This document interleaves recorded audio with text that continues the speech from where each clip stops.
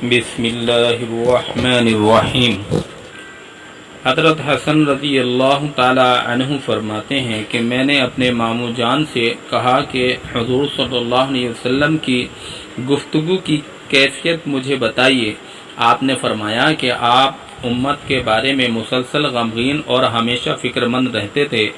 کسی گھڑی آپ کو چین نہیں آتا تھا، اکثر اوقات خاموش رہتے، بلا ضرورت گفتگو نہ فرماتے تھے۔ آپ کی تمام گفتگو شروع سے آخر تک منہ بھر کر ہوتی تھی۔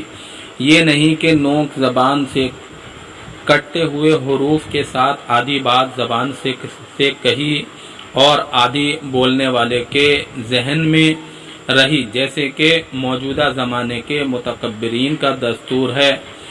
جامع الفاظ کے ساتھ کلام فرماتے، جن کے الفاظ کم اور معنی زیادہ ہوتے۔ آپ کا کلام ایک دوسرے سے ممتاز ہوتا تھا، نہ اس میں فضول باتیں ہوتی اور نہ ضرورت سے اتنی کم ہوتی کہ مطلب پوری طرح واضح نہ ہو۔ آپ نرم مزاج تھے، آپ نہ سخت مزاج تھے اور نہ کسی کی تذلیل فرماتے تھے۔ اللہ کی نعمت خواہ کتنی ہی تھوڑی ہو، اس کو بہت بڑا سمجھتے تھے، نہ اس کی کسی طرح مذمت فرماتے تھے اور نہ اس کی زیادہ تعریف فرماتے۔ مذمت نہ فرمانا تو ظاہر ہے کہ حق تعالی شانہ کی نعمت ہے، زیادہ تعریف نہ فرمانا اس لیے تھا کہ اس سے حرص کا شبہ ہوتا ہے۔ جب کوئی حق کے آڑے آ جاتا تو پھر کوئی بھی آپ کے غصے کی تاب نہ لا سکتا تھا، اور آپ کا غصہ اس وقت ٹھنڈا ہوتا جب آپ اس کا بدلہ لے لیتے۔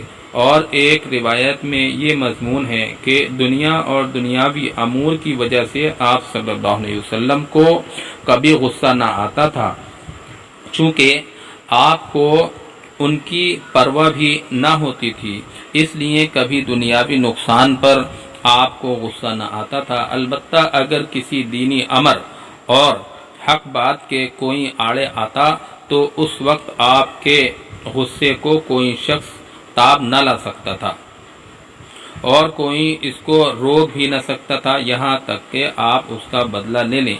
اپنی ذات کے لیے نہ کسی پر ناراض ہوتے تھے، نہ اس کا انتقام لیتے تھے۔ جب کسی جانب اشارہ فرماتے تو پورے ہاتھ سے اشارہ فرماتے کہ انگلیوں سے اشارہ تواضع کے خلاف ہے، یا آپ نے انگلی سے اشارے کو توحید کی طرف اشارہ کرنے کے ساتھ مخصوص فرما رکھا تھا۔ جب کسی بات پر تعجب فرماتے تو ہاتھ کو پلٹ لیتے تھے، اور جب بات کرتے تو کبھی گفتگو کے ساتھ ہاتھوں کو بھی حرکت فرماتے، اور کبھی داہنی ہتھیلی کو بائیں انگوٹھے کے اندرونی حصے پر مارتے، اور جب کسی پر ناراض ہوتے تو اس سے منہ پھیر لیتے اور بے توجہی فرماتے یا درگزر فرماتے، اور جب خوش ہوتے تو حیا کی وجہ سے آنکھیں جھکا لیتے۔ آپ صلی اللہ علیہ وسلم کی اکثر ہنسی تبسم ہوتی۔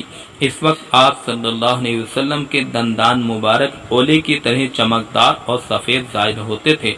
حضرت حسن رضی اللہ تعالیٰ عنہ فرماتے ہیں کہ میں نے حضرت حسین بن علی رضی اللہ تعالیٰ عنہ سے حضور صلی اللہ علیہ وسلم کی ان صفات کا ایک عرصے تک تذکرہ نہیں کیا، لیکن جب میں نے ان کے سامنے ان صفات کو بیان کیا تو مجھے پتہ چلا کہ وہ تو ماموں جان سے یہ باتیں مجھ سے پہلے ہی پوچھ چکے ہیں، اور یہ بھی مجھے پتہ چلا کہ وہ اپنے والد محترم سے رسول پاک علیہ السلام کے مکان تشریف لے جانے اور باہر تشریف لانے اور مجلس میں تشریف فرما ہونے اور حضور صلی اللہ علیہ وسلم کے طرز اور طریقے کو بھی معلوم کر چکے تھے، اور ان میں سے ایک بات بھی انہوں نے نہیں چھوڑی تھی۔